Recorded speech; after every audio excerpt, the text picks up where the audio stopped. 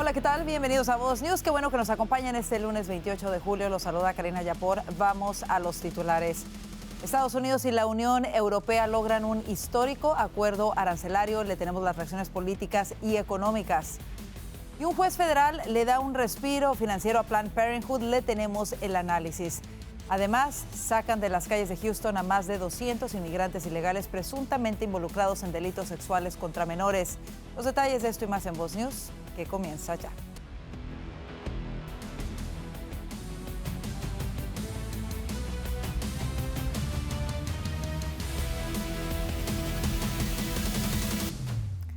El presidente Donald Trump continúa su gira por el Reino Unido con grandes anuncios en materia comercial principalmente. Con la Unión Europea se llegó a un acuerdo arancelario. Con China se reanudaron las conversaciones y a Rusia le dio una seria advertencia. Juan Esteban Silva nos tiene los detalles desde Washington, D.C. Karina, televidentes de Voz News, ¿qué tal? Es un gusto saludarlos desde Washington. El presidente Trump ha vuelto a convertir ese club privado en Thornbury, Escocia, de golf, como un escenario para reunirse con el primer ministro británico Keir Starmer. Se reunió para hablar del acuerdo comercial bilateral, discutir los conflictos en Gaza y Ucrania. De hecho, la presidenta de la Comisión Europea, Ursula von der Leyen, a quien ustedes ven en pantalla, había anunciado desde el mismo lugar los lineamientos de ese nuevo acuerdo comercial entre los Estados Unidos y la Unión Europea. Esto es lo que dice el presidente Donald Trump sobre el acuerdo. European Union is going to agree to purchase from the United States $750 billion worth of energy, $750 billion worth of energy. They are going to agree to invest into the United States $600 billion more than they're investing already. Además, Trump confirma que ha dado a Vladimir Putin una nueva fecha límite de 10 a 12 días para acordar un alto el fuego en Ucrania. En caso contrario, advierte que se impondrán sanciones secundarias a quienes sigan comerciando con Moscú.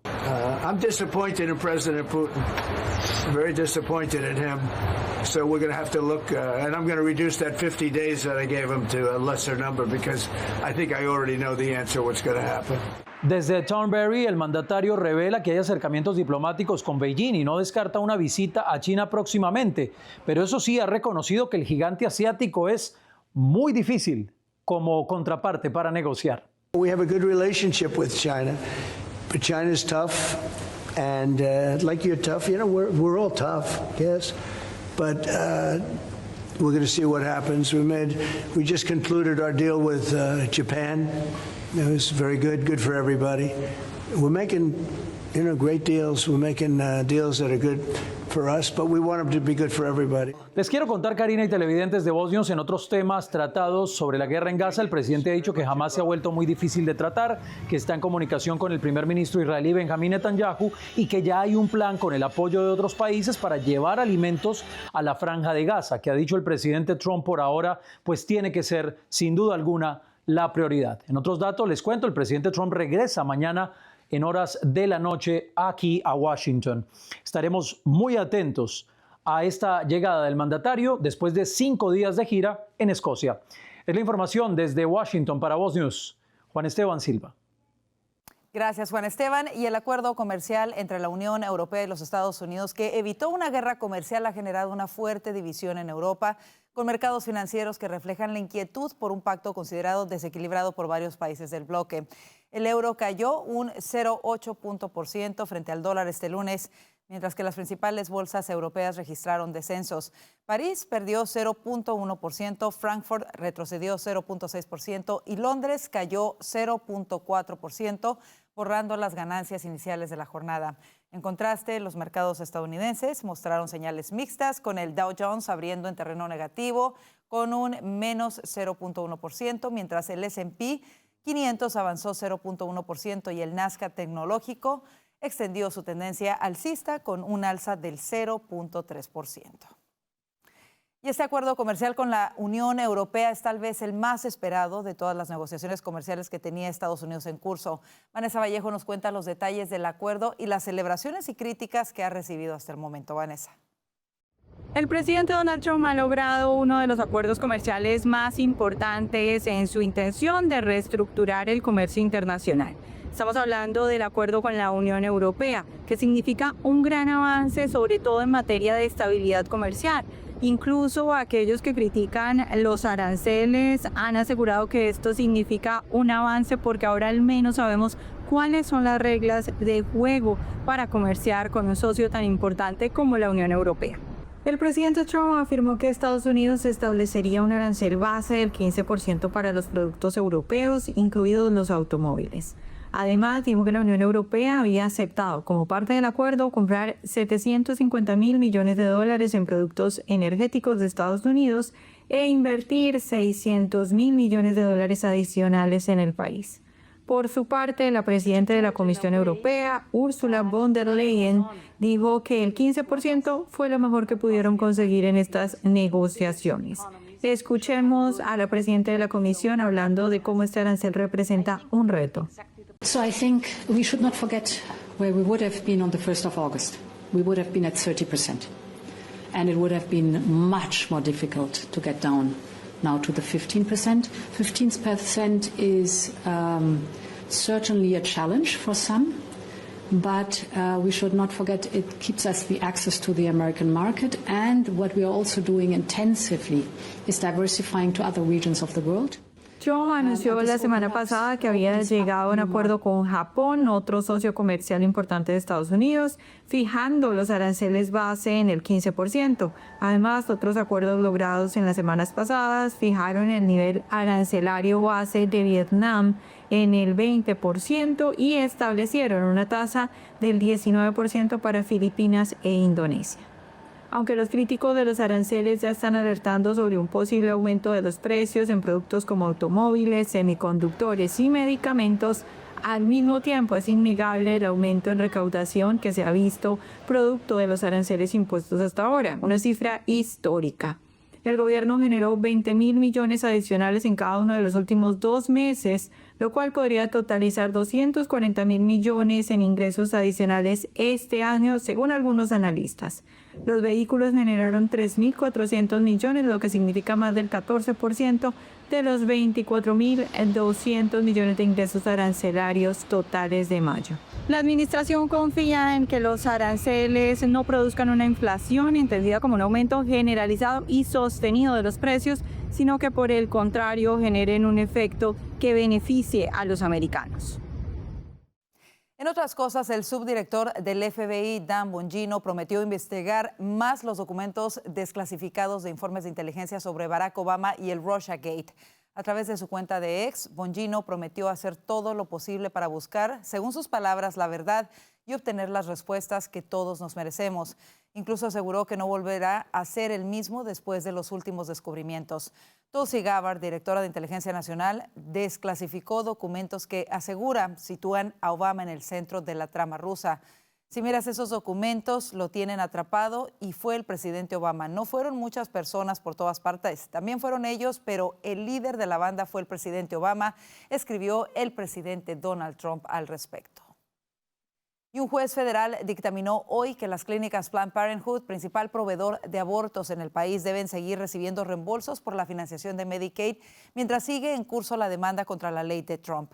Una disposición del proyecto de ley fiscal de Trump instruyó al gobierno federal a terminar con los pagos de Medicaid durante un año a los proveedores de abortos que recibieron más de $800,000 de Medicaid en 2023. En su demanda, Planned Parenthood argumentó que corrían el riesgo de cerrar casi 200 clínicas en 24 estados si se les interrumpiese el acceso a los fondos de Medicaid y estimaron que esto resultaría en que más de 1 millón de pacientes se quedarían sin atención médica. Por otra parte, varios hospitales dejarán de proveer servicios de transición de género para menores de edad, entre ellos el Centro Médico Infantil Connecticut y el Yale New Haven Health. El presidente del Centro Médico Infantil Connecticut, Jim Chamberlain, afirmó en un comunicado: en los últimos meses hemos estado revisando cuidadosamente la sostenibilidad a largo plazo de nuestro programa de atención a los sexos a la luz de un panorama cada vez más complejo y en evolución. Y agregó, hemos tomado la difícil decisión de comenzar a liquidar este programa para los pacientes menores de 19 años. También en Washington, D.C., el Children's National Hospital anunció que suspendería la prescripción de medicamentos para la transición de género a partir del 30 de agosto. Además, el Centro Médico de la Universidad de Pittsburgh anunció que sus médicos ya no administrarían bloqueadores ni terapias hormonales a menores de 19 años. Y para hablar de estos importantes temas, hacemos contacto con el abogado constitucionalista Gualberto García Jones. Abogado, bienvenido a Voz News. Iniciamos con esto. Un juez federal dictaminó que las clínicas de Planned Parenthood, el mayor proveedor de abortos en todo el país, deben seguir recibiendo financiación de Medicaid. ¿Cómo analiza este fallo y puede ser apelado por la administración?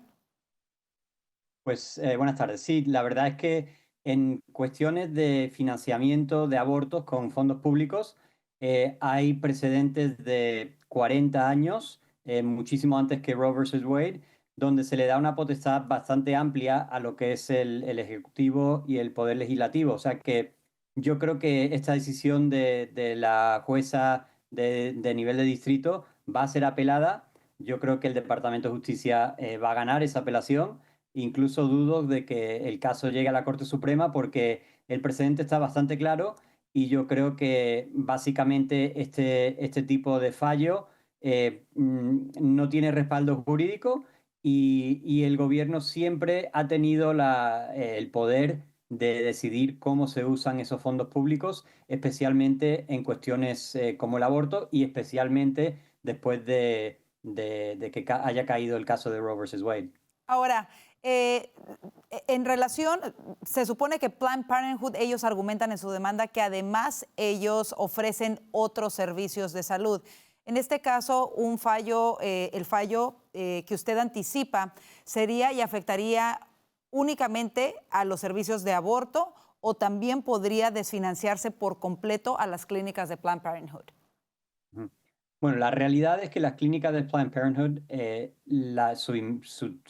digamos que su clientela principal son mujeres que están buscando un aborto. Eso se ha determinado ya muchísimas veces. Gente como Lila Rose de Live Action han hecho investigaciones donde básicamente llaman y lo único que se ofrecen, la única posibilidad es el aborto. Entonces yo creo que, o sea, si a Planned Parenthood le quitan el dinero del aborto y si además de eso sumamos el otro tema de las drogas para cambios de sexo para menores, esos son sus dos negocios principales. Si le quitan eso, los Planned Parenthood tienen que cerrar. Por supuesto. Ahora, por otra parte, el gobierno dice que no se debería de obligar al Estado a financiar organizaciones que han priorizado la defensa política sobre la atención al paciente. ¿Es Planned Parenthood una organización partidista? ¿Se ha comportado como tal? ¿Cómo lo ve usted, abogado? Bueno, sin lugar a dudas lo es. Se puede ver simplemente viendo los donativos que ellos hacen todos los años.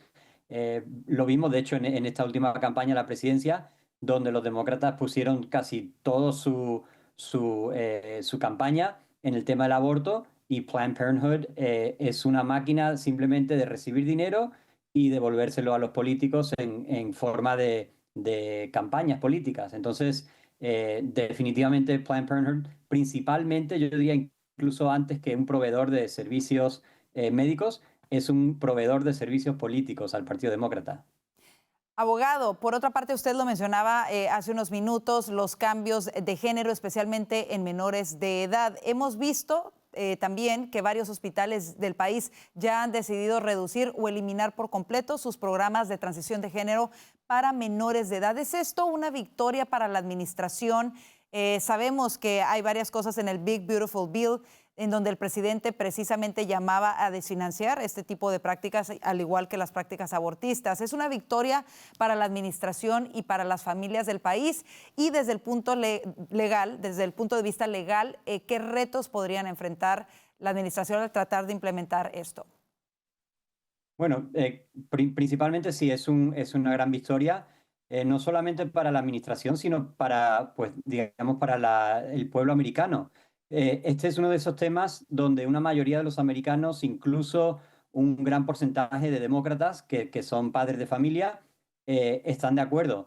Y es que a los menores de edad se les tiene que cuidar y si no se pueden hacer un tatuaje, pues muchísimo menos pueden hacer algo tan drástico y irreversible como un cambio de género, un cambio de sexo. O sea que sí, definitivamente es una gran victoria. Bueno, y no solamente es una victoria a nivel federal, sino también a nivel estatal, porque esto ha sido una iniciativa del presidente, pero también ha sido una iniciativa a nivel estatal de muchos gobernadores del Partido Republicano en diferentes estados que han pasado leyes muy fuertes. Bueno, yo creo que esa victoria que se vio electoral se ha habido respaldada también en la Corte Suprema y ahora la estamos viendo en los estados. O sea que yo creo que es una victoria total y es básicamente es que se pasaron de la raya los radicales demócratas y ahora están pagando por ello. La verdad es que es una medida increíble para las familias, a favor de las familias, como usted mismo lo dice, incluso familias demócratas que se han visto afectadas por estas medidas con sus hijos menores de edad. Afortunadamente que esta administración ha tomado cartas en el asunto desde el primer día y ahora estamos viendo los resultados. Abogado, como siempre, queremos agradecerle su tiempo para explicarnos estos importantes asuntos legales. Gracias de verdad. Un placer. En otro tipo de información, en los últimos 6 meses, agentes de ICE en el área de Houston arrestaron a 214 inmigrantes ilegales acusados o condenados por delitos sexuales contra menores, superando el total del año fiscal 2024, que fue de 211 detenciones. Este aumento se atribuye a un enfoque integral del gobierno actual, que creó equipos multiagencias para realizar operaciones diarias de control migratorio enfocadas en los peores de los peores criminales, dijo ICE en un comunicado. Las autoridades afirman que estos esfuerzos han mejorado la seguridad comunitaria, nacional y fronteriza. El director interino de la oficina local de ICE, Paul McBride, destacó que aunque el camino es largo, los avances en solo medio año son significativos y los agentes continúan trabajando intensamente para remover a los delincuentes más peligrosos del sureste de Texas. Y desde su regreso a la Casa Blanca, la administración del presidente Trump ha intensificado los esfuerzos para revertir las leyes estatales que permiten a estudiantes inmigrantes indocumentados acceder a la matrícula universitaria reservada para residentes estatales, un beneficio que suele ser significativamente más económico que las tarifas para estudiantes de otros estados.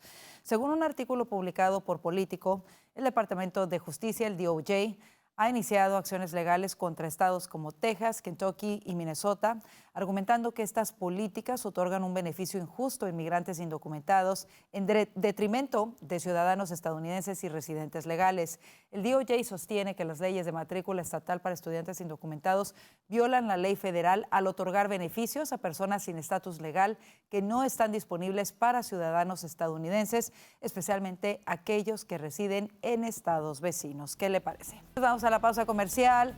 El presidente Trump y Marco Rubio acusan a Maduro de inundar de drogas a los Estados Unidos a través del cártel de los soles. Tenemos sus declaraciones. Ya volvemos con esto y mucho más. Quédese aquí a Voz News.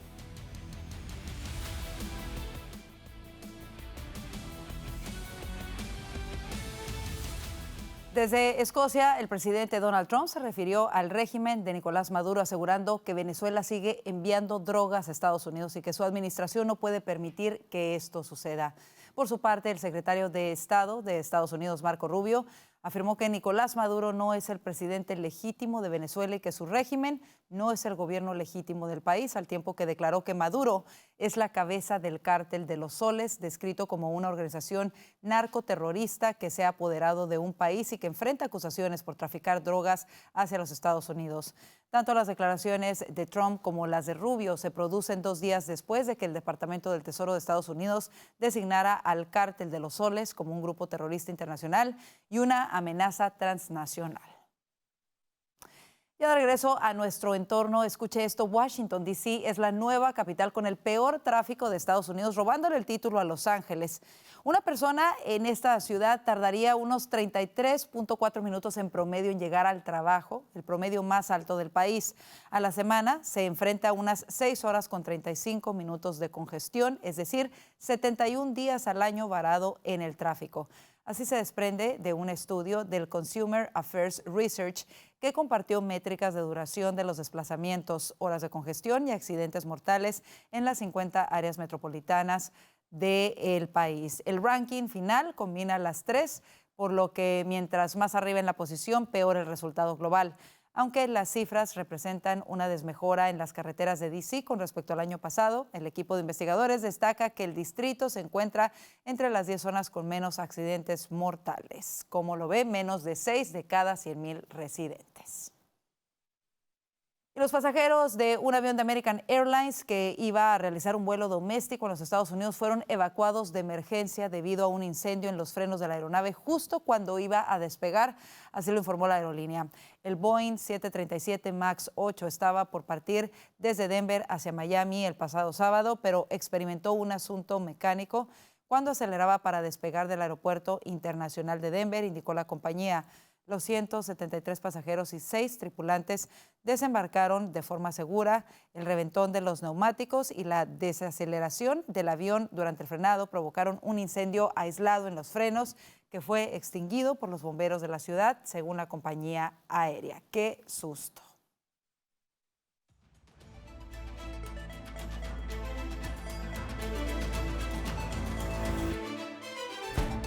Este lunes, el presidente Javier Milei se reunió con la secretaria del Departamento de Seguridad estadounidense, Kristi Noem, con quien firmó una carta de intención para que Argentina sea aceptada en el programa de exención de la visa de turista de Estados Unidos. Según medios locales, la primera medida que se anunciaría próximamente es la posibilidad de que los argentinos puedan realizar los trámites migratorios y de aduana antes de salir del país en cualquiera de los aeropuertos locales. Asimismo, el gobierno de Milei busca que su país vuelva a entrar en el programa Visa Waiver, que le permite a los ciudadanos de determinados lugares ingresar a los Estados Unidos por turismo o negocios hasta por 90 días sin que tengan que contar con el pasaporte con este documento, es decir, el visado. Y seguimos hablando de Argentina, y es que el presidente de ese país, Javier Milei, anunció el fin de semana una reducción permanente de los impuestos a las exportaciones de los principales cultivos agrícolas y de la carne en un discurso frente a cientos de productores rurales en Buenos Aires. Esta reducción es parte de la promesa que el mandatario le hizo en campaña presidencial al sector agropecuario y que tiene como objetivo la eliminación del impuesto. El sector agropecuario representa el 10% del Producto Interno Bruto argentino, según datos oficiales, mientras que 6 de cada 10 dólares que ingresan al país por exportaciones provenientes de este rubro.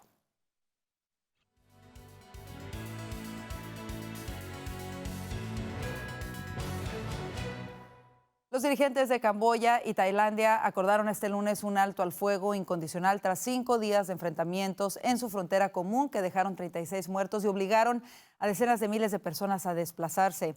Tailandia y Camboya acordaron esta medida que entrará en vigor a partir de las 24 horas locales, la medianoche del 28 de julio de 2025.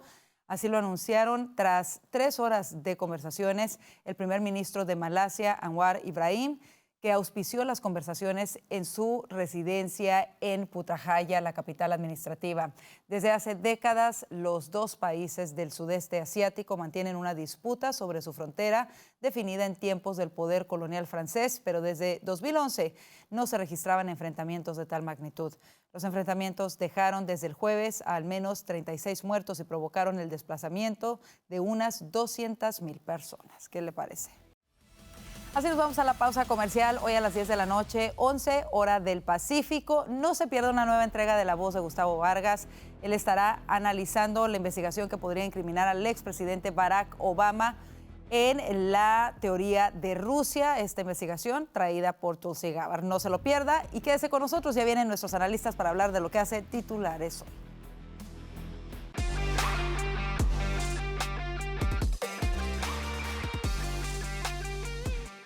Como le informamos, el presidente Trump defendió hoy su último acuerdo comercial con la Unión Europea como un gran acuerdo comercial, pero su entusiasmo por el acuerdo no parece ser compartido por los líderes europeos y algunos describen el acuerdo como una sumisión. Para analizarlo a profundidad, le damos la bienvenida a Vanessa Vallejo, analista político de Voz, Alfonso Aguilar, abogado y analista político de Voz, ambos desde Washington, D.C., y a Abel Maldonado, ex vicegobernador de California y analista político desde California. Bienvenidos. Y bueno, comenzamos con este tema. Hoy se da este gran anuncio. El presidente por fin llega a un acuerdo arancelario con Europa. Vanessa, comienzo contigo. Explícanos los puntos más importantes de este acuerdo.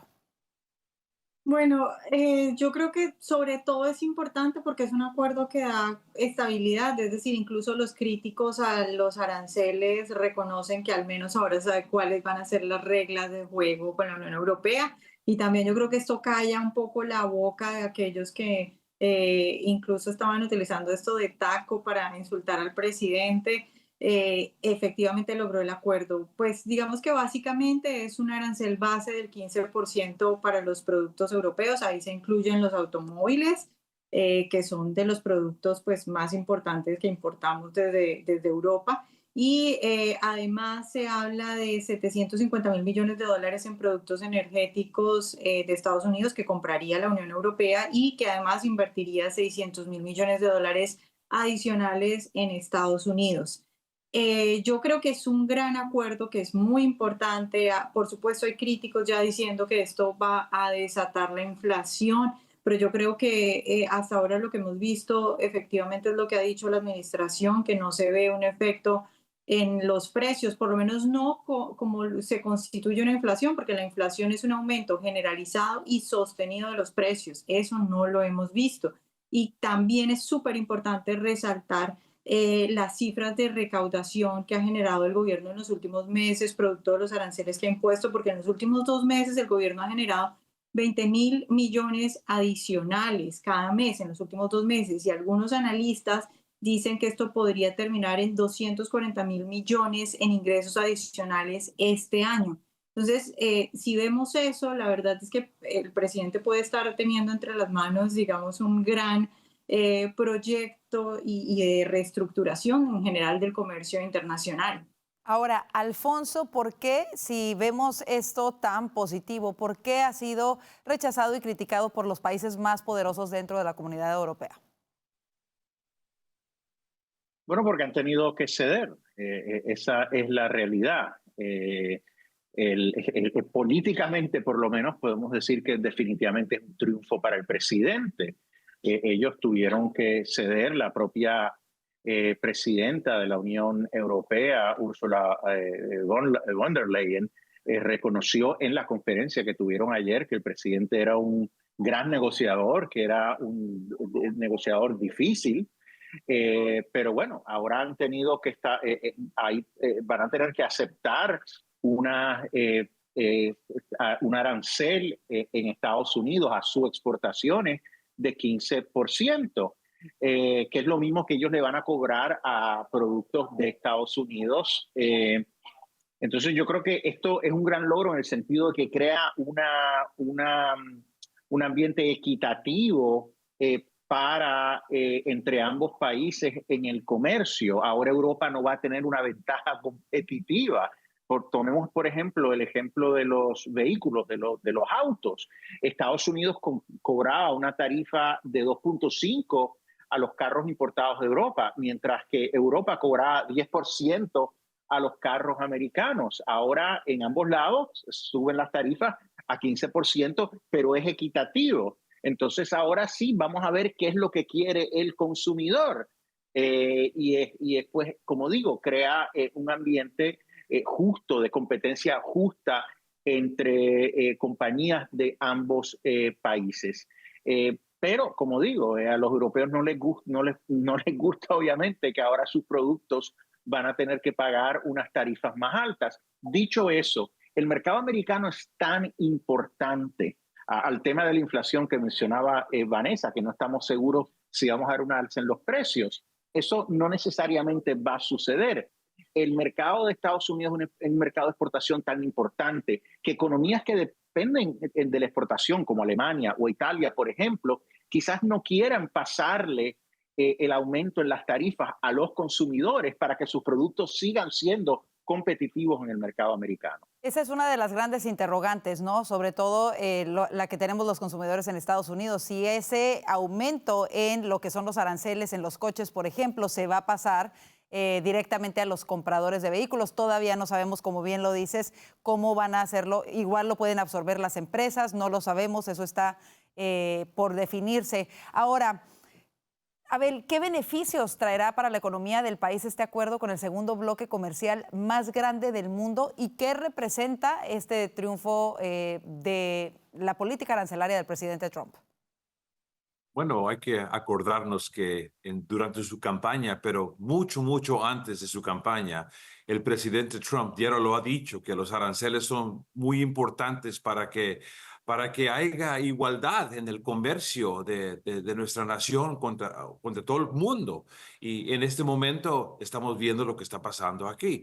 Obviamente, Alfonso acaba de decir lo que pagaba la Unión Europea y lo que pagaban los Estados Unidos. Ahora van a tener que ser igual. Y si no quieren pagar aranceles, no hay problema, no los paguen. Finquen los carros aquí en los Estados Unidos. Vengan y pongan sus empresas aquí en los Estados Unidos y los aranceles van a ser cero. Es que la política del presidente Trump es bien clara.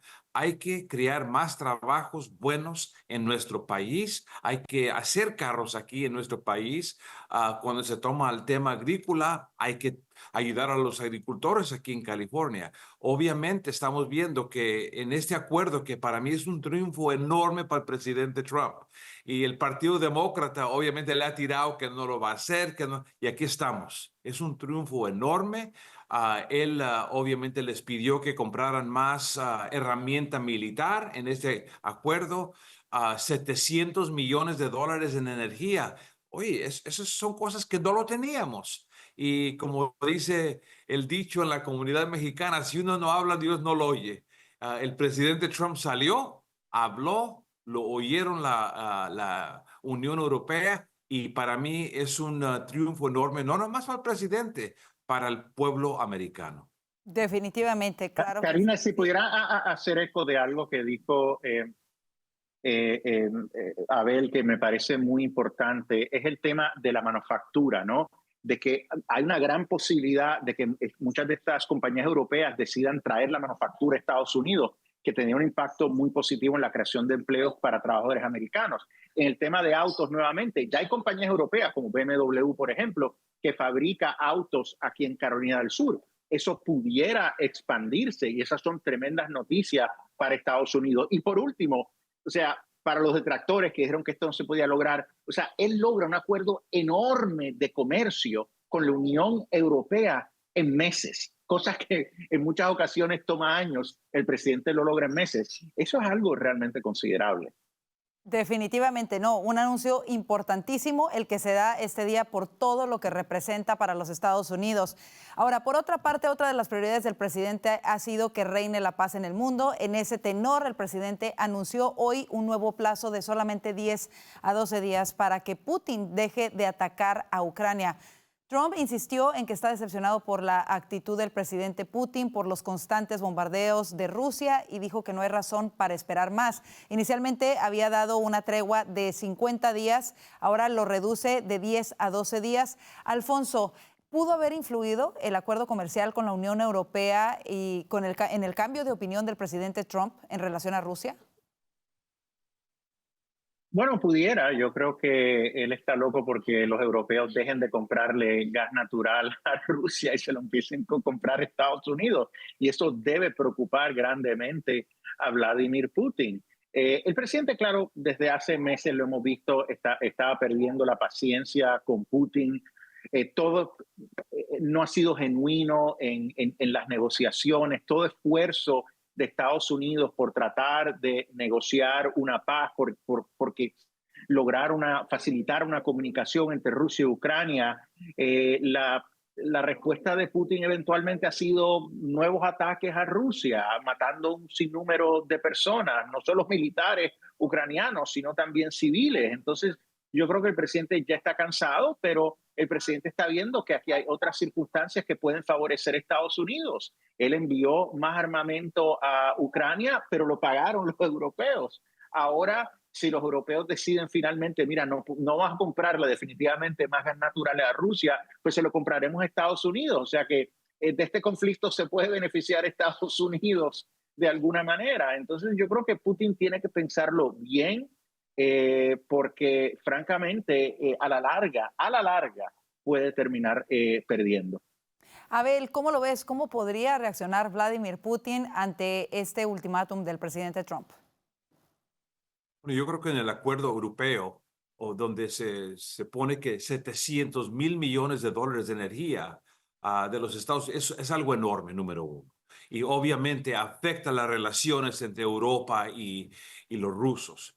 Pero para mí, el presidente Trump ya se cansó de jugar con Vladimir Putin. Dice una cosa y hace otra cosa. En un bocado dice, vamos a parar, vamos a terminar esto, y le cambia el tema al presidente Putin a Trump. Él se cansó. Obviamente el presidente Trump piensa que esta guerra nunca hubiera pasado si él hubiera estado en el puesto durante el término de Joe Biden.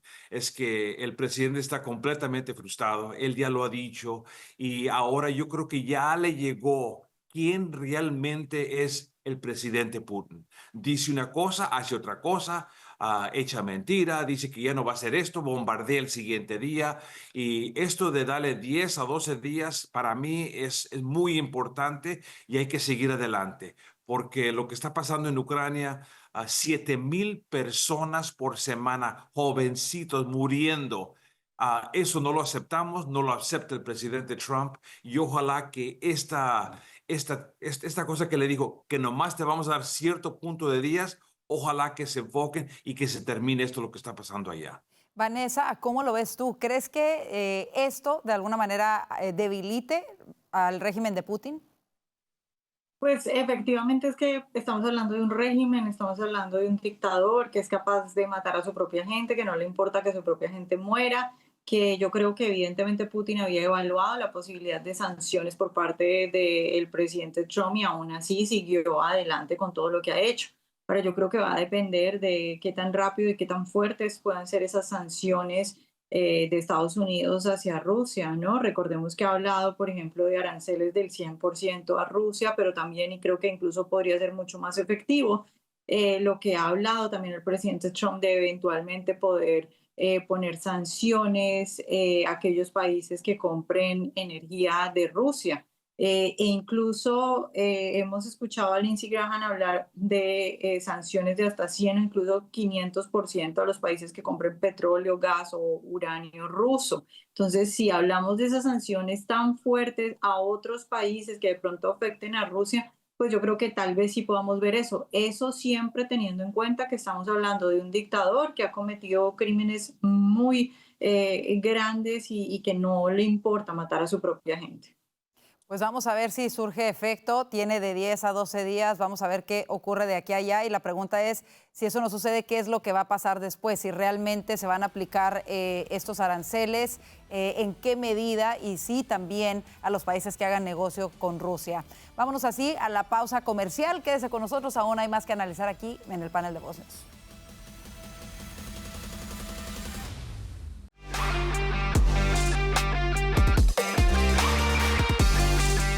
Noticias en contra del régimen de Venezuela. Estados Unidos ha designado al Cártel de los Soles como una organización terrorista. Todo esto también después de que el Wall Street Journal publicara una nota señalando que la administración Trump daría una nueva licencia a Chevron. Regresamos con nuestros analistas para hablar de esto. Primero que nada, ¿cómo se ve que se designe como terrorista este grupo que estaría representado por el mismo dictador de Venezuela y su cúpula? Y justamente ahora, después de que se cree que también el gobierno ha otorgado de nuevo una licencia petrolera a Chevron para operar en Venezuela, ¿podría verse contradictorio? Comienzo contigo, Alfonso, ¿cómo lo ves? Bueno, como decíamos la semana pasada, es una relación difícil porque obviamente nos gustaría sencillamente ponerle presión y sanciones al régimen, pero al mismo tiempo necesitamos algunas cosas del régimen. En particular, vimosla hace par de semanas, tuvimos que negociar con ellos para que soltaran a presos políticos que son ciudadanos americanos. Además, necesitamos la colaboración del régimen para que reciba a venezolanos que deportemos de Estados Unidos. Entonces, a veces se va a ver esta contradicción, pero yo creo que en términos generales la política de Estados Unidos es muy clara y creo que así lo ha verbalizado el secretario de Estado Marco Rubio cuando dijo que ellos no reconocían al presidente Maduro, que él no es el presidente legítimo de Venezuela. Ahora que vamos a conmemorar el primer año de las elecciones en las que prevaleció el candidato de la oposición.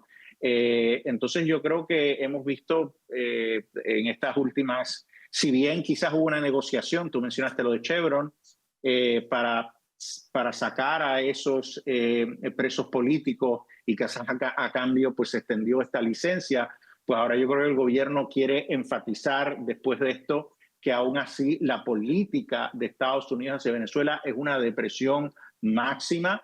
En el 2020 recordemos que la administración erradicó cargos a Maduro y al régimen y a funcionarios del régimen por corrupción, por ser narcoestado, por narcotráfico. Cuando empezó esta administración, incluso se aumentó la compensación para cualquier información que lleve a la captura de Nicolás Maduro. O sea que la presión continúa. A veces se va a ver un poquito de incongruencias, como digo, porque Estados Unidos todavía tiene que, necesita a veces la cooperación de Venezuela para adelantar algunos objetivos de política pública. Vanessa, ¿cómo lo ves tú? Sí, pues yo creo que es importante señalar que ha habido en las últimas horas diferentes comunicaciones muy, por lo menos, interesantes. Por un lado, evidentemente, tenemos a un Marco Rubio diciendo que Maduro no es presidente de Venezuela y que su régimen no es un gobierno legítimo, sino que él es la cabeza del cartel de los soles. Y por el otro lado tenemos al presidente Trump diciendo en medio de sus viajes que Maduro pues que es un régimen y que está llenando de droga a los Estados Unidos, además por supuesto del comunicado del Departamento de Estado. Entonces yo creo que es por una parte es esa mostrar de parte de esta administración que su posición frente a Venezuela efectivamente, como decía Alfonso, es clara.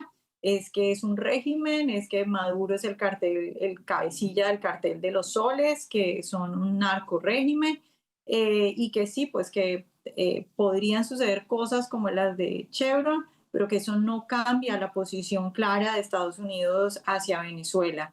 Entonces, yo creo que hay que darle validez o darle la importancia que se merecen esas comunicaciones, esos comunicados, y esperar a que eventualmente podamos ver más sanciones a Venezuela, y yo creo que se está trabajando en eso y yo creo que efectivamente el secretario Rubio está trabajando en mayores sanciones y también en castigar a aquellos que están alrededor de Maduro. Abel, aún así, muchos creen que Maduro le estaría ganando la partida a esta administración. ¿Cómo lo ves tú? No, Karina, tenemos una situación donde el presidente Trump obviamente vive en la Florida y conoce al pueblo venezolano muy bien. Tenemos un secretario de Estado que es de la Florida, Marco Rubio, que conoce la comunidad venezolana muy bien. Y yo creo que la posición es bien clara. El presidente Maduro no es presidente. Él no ganó la elección, la ganó Edmundo González. Él es el presidente, pero bajo su pandillerismo que tiene en su país, ganó la elección. Fue un fraude completo, increíble lo que pasó. Y hay que darle las gracias a Karina Machado, que sigue enfocándose todo el día en que esa elección fue un fraude. Ahora, estos puntos son bien claros por los Estados Unidos. Yo conozco Venezuela, la Venezuela que tenía su democracia. Esta no es la misma Venezuela. Esta Venezuela es por un dictador brutal completamente, Nicolás Maduro. Y es increíble que sigamos con esto. Para mí, el presidente Trump, más sanciones, ponerle más dificultad para que algún día de estos, muy pronto, se salga este dictador de ese país y que deje florecer a la nación que en realidad tiene todo. Venezuela tiene todo, pero también tiene un dictador brutal y un gobierno que ese gobierno no tiene que estar allí. Ese gobierno es un fraude. Es que estamos en una situación muy dura y para mí comenzamos con más sanciones para llegar a cabo lo que está pasando ahí en Venezuela. Ojalá que así sea. Yo creo que muchos venezolanos tienen la esperanza, por supuesto, sobre todo los que se encuentran en el exilio, de poder regresar algún día a su hermosa nación. Ojalá que así sea. Como lo dices, María Corina Machado y la oposición han estado luchando por ello. Y creo que es muy importante el que esta administración no baje el tono, aun cuando, como lo mencionan, hayan tenido que renovar la licencia a Chevron. Quizá también otros argumentan para no darle terreno a China en la región. Muchas otras cosas, la negociación de los rehenes, como lo mencionaba Alfonso. Lo más importante es que no bajen el tono y sigan señalando a esa dictadura. Vámonos con este otro tema que hace titulares el día de hoy, y es que se da una decisión por parte de una juez que determina que Planned Parenthood y sus clínicas pueden seguir recibiendo fondos de reembolso de Medicaid. Sabemos que Planned Parenthood es el mayor proveedor de abortos en toda la nación. La administración Trump, incluso en el Big Beautiful Bill, prohibió de alguna manera que se financien estos abortos con dinero del Estado. ¿Qué representa esta decisión de la juez de permitirle seguir operando y recibiendo estos reembolsos, Alfonso? ¿Y qué puede hacer la administración al respecto? Yo creo que esta juez es una fanática de Planned Parenthood probablemente, porque la realidad es que las medidas que ha tomado la administración Trump, ya sea la orden ejecutiva o la ley, el Big Beautiful Bill, que incluye la de financiación de Planned Parenthood, no es solo de Planned Parenthood, es de todas las clínicas y hospitales que ofrecen servicios de aborto. Lo que pasa es que todo el mundo habla de Planned Parenthood porque, seamos honestos, Planned Parenthood es la principal organización clínica abortista en los Estados Unidos. Y los que demandaron a la administración. Correcto. Lo que pasa es que la juez acoge el argumento de Planned Parenthood diciendo que esta es una medida malintencionada de la administración de represalia específicamente en contra de Planned Parenthood, lo que no es cierto. O sea, si vemos las medidas, ya sea la orden ejecutiva firmada por el presidente o la ley que acaba de aprobar el Congreso, es quitarle fondos a todas las clínicas o organizaciones que tienen clínicas que ofrecen abortos. Eso es. O sea que yo creo que esto va a continuar, pero ellos no van a prevalecer. Por otra parte, también ya varias clínicas están anunciando, en este caso hablamos de Planned Parenthood y los abortos, pero también varias clínicas que ofrecen servicios de médicos de transición de género en menores de edad han anunciado que los van a reducir o que van a terminar con ellos. Vanessa, ¿este es un triunfo para la administración Trump y su política? Es completamente una consecuencia de las actividades y de las órdenes ejecutivas que ha firmado específicamente el presidente Trump, específicamente la orden ejecutiva que se puso de título proteger a los niños de la mutilación química y quirúrgica. Recordemos que esa orden ejecutiva el presidente la firmó, fue una de las primeras que firmó, recién llegó a la Casa Blanca.